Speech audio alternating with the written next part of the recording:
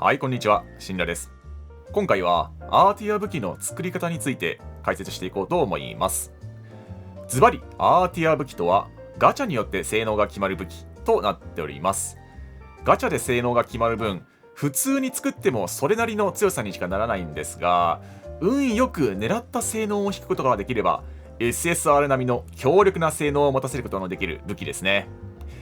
要するにやり込み要素って感じですね。モンハンにがっつり時間を割ける人が取り組むエンドコンテンツです。とはいえ、一応ガチャ要素をかなり低くするテクニックもあるので、今回はそれらをサクッと見ていきましょう。アーティア武器はレア度の同じ3つの部品を組み立てて作る武器です。部品は刃、筒、大皿、装置という4種類があり、作る武器種によって組み合わせが違います。この部品には性能タイプとアーティアボーナスという2種類の要素がついています。まず性能タイプですが、要するにその部品の属性ですね。同じ属性の部品を2個以上積むとその属性がつき、3個積むと最大の属性値になります。3個とも全部違う属性の部品にした場合は無属性になります。ただ無属性にしたからって代わりに物理攻撃力が強くなるとかはないので、基本的に何かしらの属性に特化させるのが鉄則となっています。で、次にアーティアボーナス。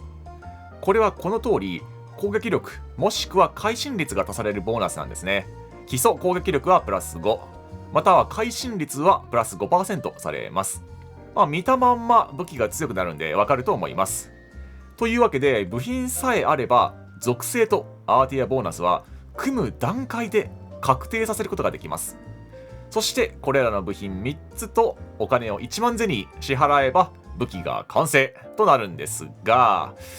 問題はここからですね。この生産したばかりの武器、実はその性能を 100% 引き出しきれていません。真の力が眠ったままなんですね。というわけで、こっからが問題のガチャタイムってわけです。この武器の 100% の性能を引き出す復元強化をすることができます。これはヒガマの祭事で得られる七色金や銀色金といった復元に使う専用素材をつぎ込んで最大5個の追加ボーナスをつけるものなんですね。これを復元ボーナスと言います。ちゅうわけで部品を3個選んで武器を生産し、復元によるガチャでさらなるボーナスをつけて最終的な性能が決まります。なので武器は性能タイプ、属性強化の有無、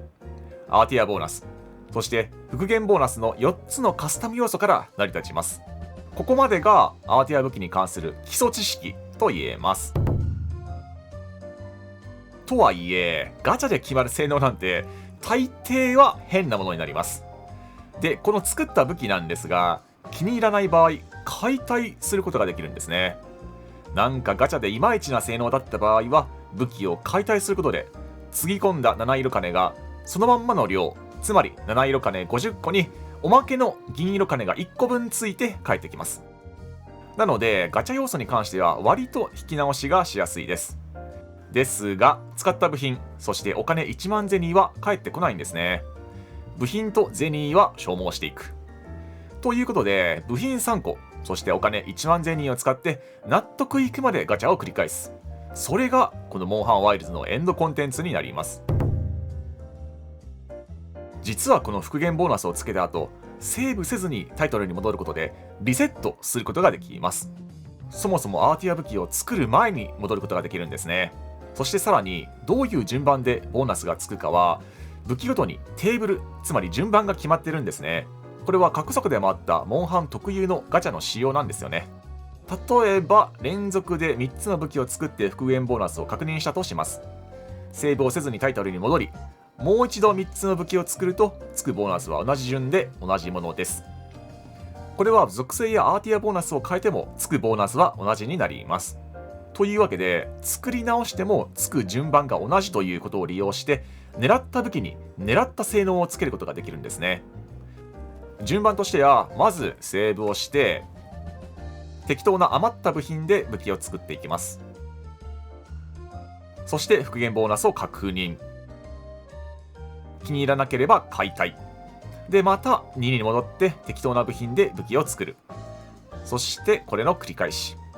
そして何個目かで欲しい性能が出た場合、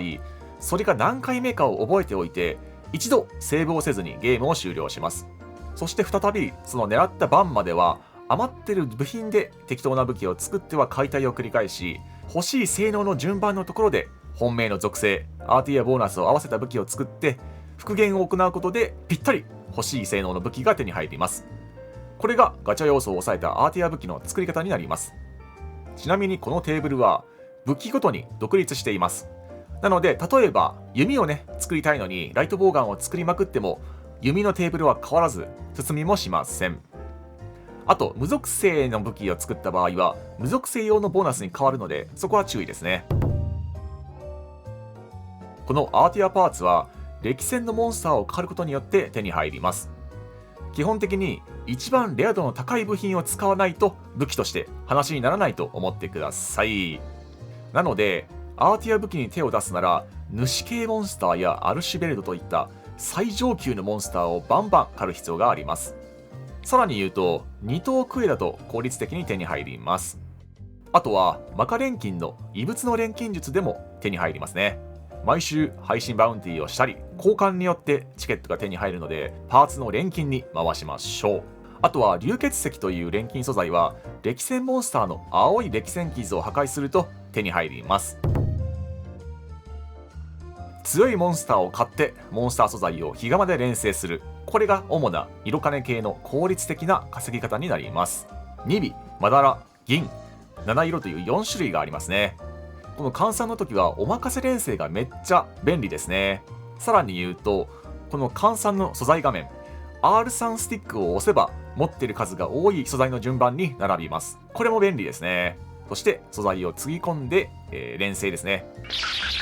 強いモンスターを狩るのが難しい場合は弾系の素材は換算値が高いので追加報酬で宝玉が確定で手に入るクエストもおすすめです。他に効率の良い素材の集め方として傷口破壊や V 破壊でも素材が手に入るので破壊しやすくなるスキル、例えば左陣刺激や破壊用をつけておくとお得ですね。あとは祭神のお裾分けからも入手できます。お裾分けは岩木谷が火走りから補助機に入るたびに増えていきます。たまにチェックするのがいいですね。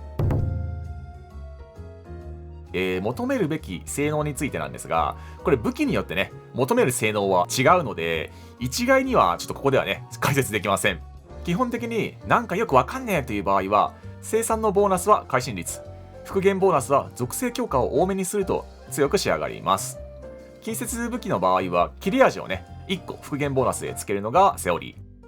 ー。ボウガンの場合は装填拡張を2個つけるのがセオリーになってますね。ガチ勢が最高の性能が欲しいという場合は防具のスキルだけで会心 100% にして各種ボーナスは属性もしくは攻撃力に特化させるというのが一つの指標となります。こういう話を聞いてお前は何を言ってるんだと思った人は素直にアーティアボーナスは会心率、復元ボーナスを切れ味プラス1、残りは属性多めで作ると良いでしょう。